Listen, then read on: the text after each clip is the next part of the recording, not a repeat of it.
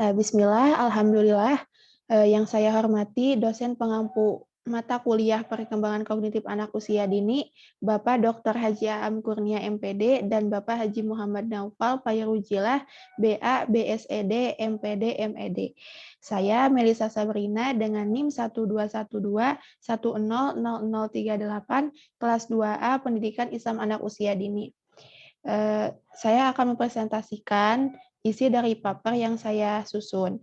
Eh, Salah satu dari permasalahan kognitif pada anak usia dini adalah kurangnya rentan konsentrasi pada anak.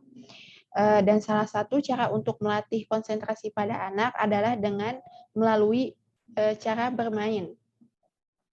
Maka paper yang saya susun dengan judul Bermain bagi Anak Usia Dini menurut beberapa ahli dan contoh permainan edukatif. Seperti yang kita ketahui bahwa pendidikan anak usia dini sangat penting untuk pertumbuhan dan perkembangan anak, karena merupakan pendidikan yang paling mendasar. Jika diibaratkan dengan sebuah bangunan, pendidikan anak usia dini adalah sebuah fondasi. Maka ketika seorang anak mendapatkan pendidikan yang baik sejak usia dini, dia akan lebih siap dalam memasuki jenjang pendidikan yang selanjutnya.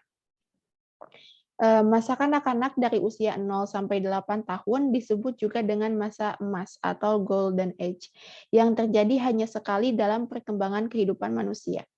Oleh karena itu, sangatlah penting untuk merangsang pertumbuhan kecerdasan otak anak dengan memberikan pelayanan pendidikan yang baik, serta penyediaan gizi yang cukup dan kesehatan anak. Di dalam tulisan ini, layanan pendidikan bagi anak usia dini adalah dengan pendekatan bermain. Bermain merupakan aktivitas yang sangat disukai oleh semua orang, terutama bagi anak usia dini, karena bagi mereka bermain merupakan dunianya. Adapun beberapa ahli berpendapat tentang bermain. Yang pertama ada Plato. Plato berpendapat bahwa anak akan lebih mudah memahami aritmatika ketika diajarkan melalui bermain. Yang kedua ada Aristoteles yang berpendapat bahwa terdapat hubungan yang sangat erat antara kegiatan bermain anak dengan kegiatan yang akan dilakukan anak di masa yang akan datang. Yang ketiga ada Rousseau dan Pestalozzi yang berpendapat bahwa pendidikan akan lebih efektif ketika disesuaikan dengan minat anak.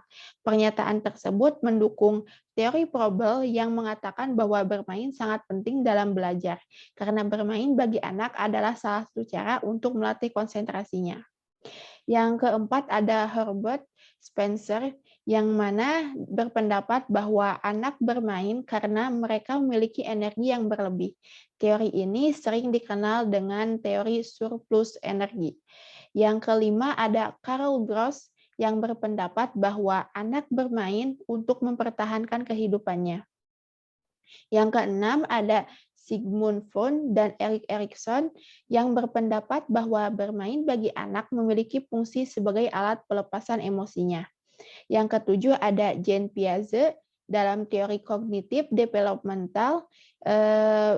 Jean Piaget berpendapat bahwa dengan munculnya sikap bermain pada anak itu menunjukkan peningkatan pemikiran fungsi simbolik. Yang kedelapan ada Harlock yang berpendapat bahwa bermain dapat dibagi ke dalam dua kategori. Yang pertama adalah bermain aktif, yang mana kesenangan dapat diperoleh dari apa yang dilakukan oleh individu.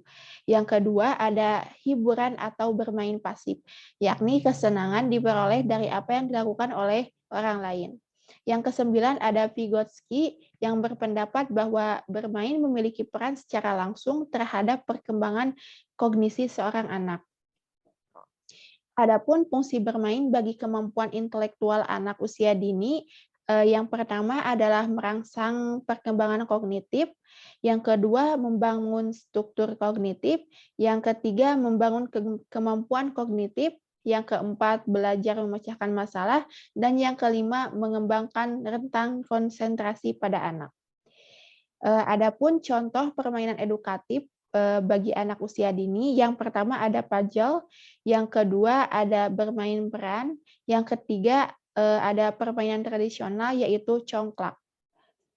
Untuk kesimpulannya, dari beberapa pendapat ahli yang telah saya sebutkan sebelumnya, bermain memiliki peranan yang sangat besar terhadap perkembangan anak. Anak dan bermain adalah dua hal yang tidak dapat dipisahkan karena bermain adalah dunia anak.